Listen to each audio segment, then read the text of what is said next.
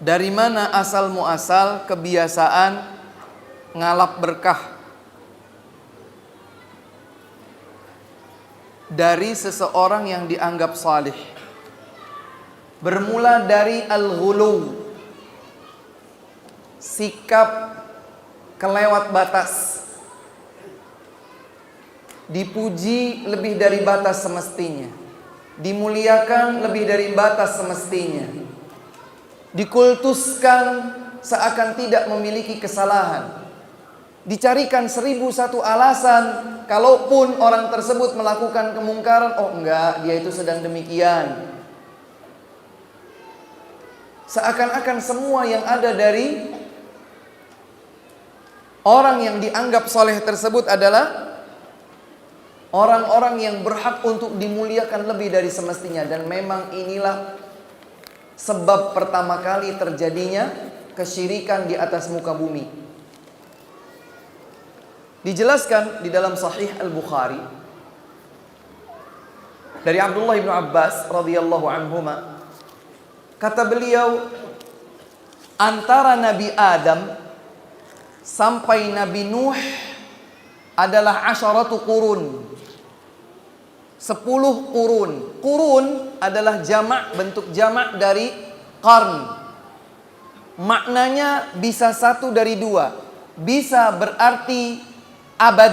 Sehitungan satu abad adalah 100 tahun.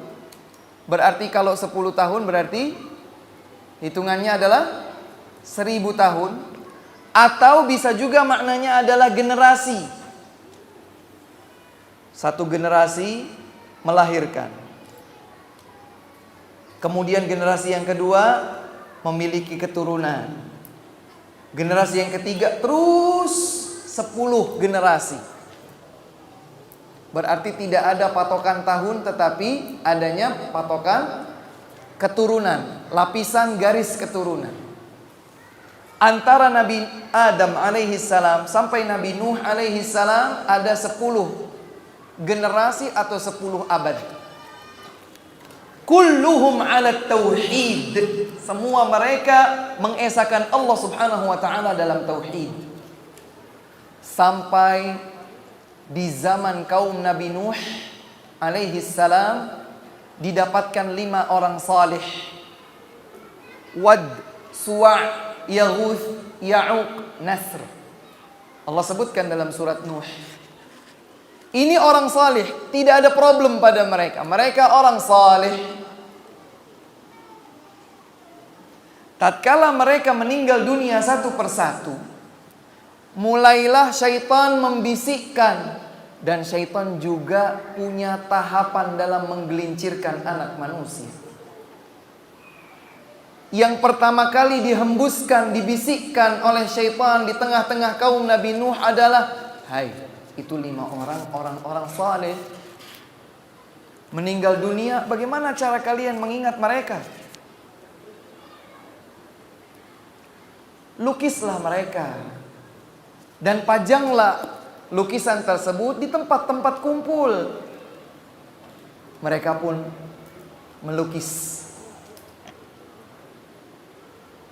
Sebahagian ulama menjelaskan bahwa kata yusawwirun bukan menggambar, melukis, tetapi membuat patung dengan bentuk mereka.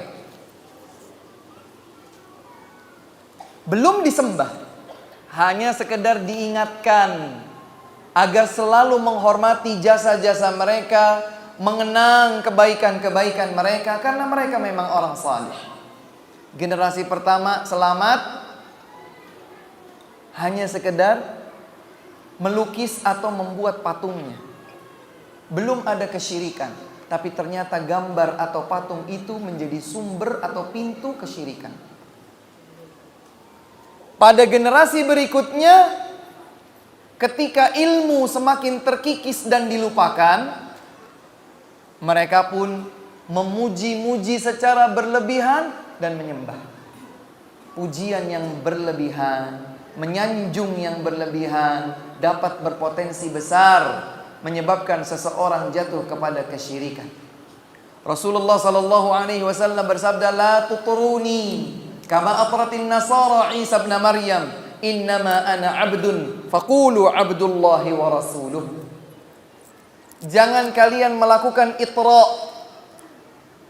memuji yang berlebihan, menyanjung, memuliakan yang berlebihan, sebagaimana itra itu terjadi pada kaum Nasara terhadap Nabi Isa bin Maryam alaihi salam.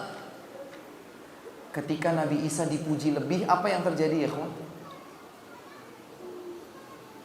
Dipujinya berlebihan, diklaim sebagai anak Tuhan. Dan supaya diklaimnya sebagai anak Tuhan itu menjadi lebih sempurna, diposisikan seperti Tuhan. Kata Nabi SAW, jangan kalian melakukan itra, pujian yang berlebihan, sebagaimana itra itu terjadi pada kaum Nasara yang telah mengagungkan Nabi Isa alaihi salam lebih dari yang semestinya. Innama ana abdun, aku adalah manusia biasa. Faqulu abdullahi wa rasuluh, maka cukup katakan bahwa aku Nabi Muhammad SAW adalah hambanya Allah dan utusan Allah.